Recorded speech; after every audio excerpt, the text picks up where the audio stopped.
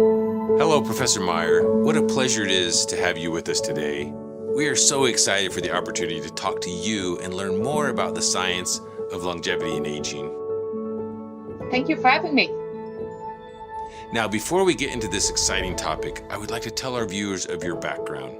You are currently a professor at the Center for Healthy Longevity in the School of Medicine at the National University of Singapore, and you received your MD in 2003 from the University of Lübeck in Germany, where you were also a resident at the Institute of Immunology. And later you became a full professor of gerontology at Vrije University in Amsterdam and are the founding president of the Healthy Longevity Medicine Society. And your research focuses on unraveling the mechanisms of aging and age-related diseases, and you've published more than 350 peer-reviewed articles. What an impressive list of accomplishments, and it sounds like you were the right person to speak to about longevity and aging. So let's get to a few questions. The research on aging has really exploded in the last few years, with many of the cellular mechanisms focusing on immunology. So tell us how our immune system can impact longevity and how it can impact aging. Yeah, the immune system is a wonderful organ. So we have so many cells in, for example, our blood, but also in our tissue. And if we are thinking about the immune system, we often think about fighting bacteria and viruses. And that's, of course, a very important role of the immune system. But very often we forget that we also need the immune system for repair of our tissues. So during the aging process, we are constantly renewing our body, and the immune system has a very, very crucial role in that. So it's absolutely crucial to keep the immune function up to date. Now, there's another area of research that really seems to become hot recently, and that is cellular senescence, which, of course, we often think of that as these zombie cells, these cells that are half living and half dead. So can you describe how cellular senescence affects the aging process? Sure. So every cell we have in our body, most of them are dividing and dividing and dividing. And while they are dividing, they can reach into a stage which is called senescence. So the zombie cells. And we call it a senescent cell. That cell is not able to divide anymore, but is still in our body and very likely negatively influencing other tissues, other cells in the surrounding. We think that senescence is attributed to something not good and bad because it's old, but it might also have a positive function. So we already know that senescent cells accumulate within our body in all different tissues we have in all organ systems. And very interesting, because that's the reason why the zombie cells are such a hot topic, is that if we remove senescent cells, for example, in animals, these animals will become younger again. And that's the reason why we as researchers really focusing on senescent cells at the moment, to remove them out of human bodies, out of animals, to see if we therewith can make somebody younger. Wow, that's really interesting. And of course, particular interest to us for life is that much of that longevity and aging research has involved studying natural products. In fact, you hosted a conference called Unlock Healthy Longevity Supplements at the National University of Singapore earlier this year, and quite a bit of that discussion centered around this enzyme, the cellular enzyme called NAD. So tell us a little bit more about NAD and what happens to these NAD levels as we get older. Yeah, natural products can be very potentially beneficial for humans, and there was maybe even antagonizing the aging process. That's the reason why my group at the National University of Singapore is heavily investing in that topic, because these are small molecules which might influence the aging trajectory quite potentially beneficial. So we know that NED is lower at higher age. So what is it? In our cells, we need energy. We have mitochondria, which make the energy, but we need lots of substances, lots of enzymes that our cells are running smoothly.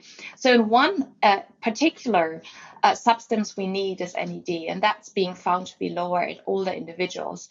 Luckily, NED can be boosted, can be increased by certain substances like nicotinamide mononucleotide or other substances to really showcase, while giving it, that we can increase the NED level. So the entire idea is also, okay, if something is low, can we subsidize it with something else? Can we give it to an individual and therewith restore the aging process? And that's actually what we did. So NED is quite crucial in the aging process.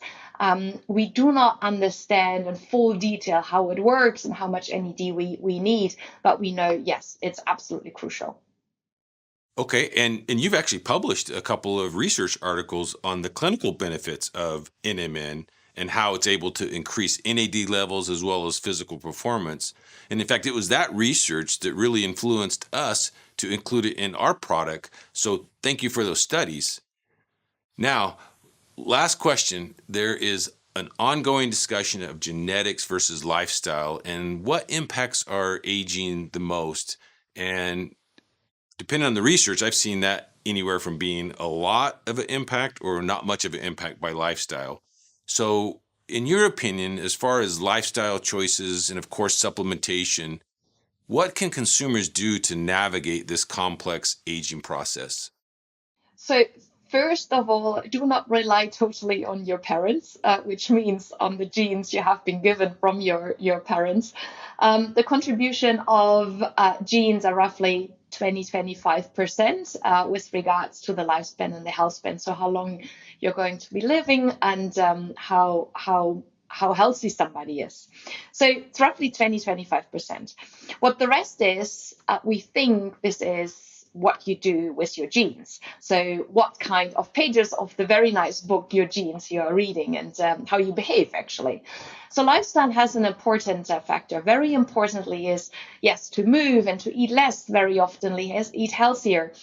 But what we now discovered is that lifestyle is important, but personalizing the lifestyle choices is of most important. So we have our genome, we have our microbiome, which are the bacteria in our gut, for example. We know how our body is functioning during the lifetime, and if we then adapt the lifestyle towards what we got via the genome, I think that's most important.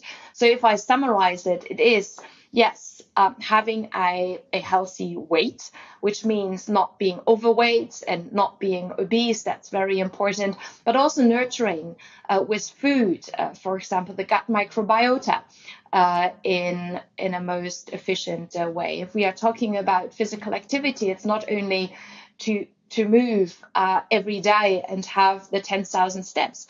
But it's very important also to improve the balance and to train the balance and to do resistance exercise training next to endurance training. And that in a very good balance what the body needs. Sleep hygiene is of utmost importance. And stress hygiene is also very important. So while taking the lifestyle factors together, sometimes there is advice to also use supplements, which can then nurture further the body, but that is really individualized based on many factors, how the diet is and what the physical activity is, and of course also what that individual would like to improve and what is needed to improve and at what stage of life somebody is. Thank you, Professor Maier, for your insights in longevity and aging research. There's clearly so much work being done in natural products that will ultimately help the end user be able to better navigate that process. And so on behalf of 4Life and all of our affiliates and customers from around the world, including in Singapore, thank you for your time and thank you for your insights. Thank you for having me.